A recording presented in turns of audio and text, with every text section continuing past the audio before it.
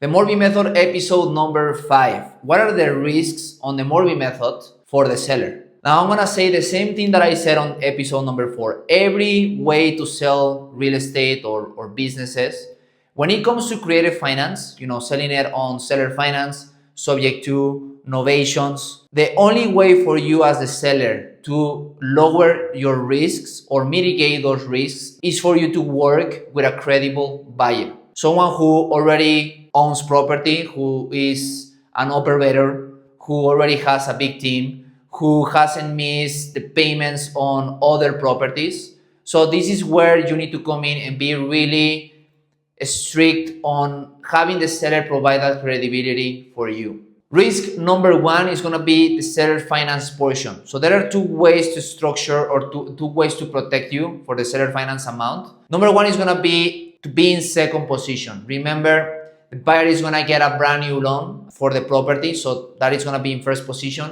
Whatever is on seller finance is going to be in second position. The other way to protect you for the seller finance portion as the seller is to be on the LLC with the buyer as a silent partner. The seller will have a capital contribution based on the seller finance portion. So there are many ways to protect the seller based on what you write on the operating agreement on the LLC. So make sure that you have your attorney to protect you as much as possible for this transaction. Risk number 2, the property is going to be underwater or over leverage for the buyer day 1. So you gotta give the buyer enough time. If you want a balloon payment, like 3, 5, 7-year balloon payment might sound like a lot of time. For example, if there is a market crash, there is nothing the buyer can do, because in that situation, the property might not be worth enough for them to either refinance or sell the property. So always give the buyer enough time for them to exit. And risk number 3, you gotta depend on the buyer to make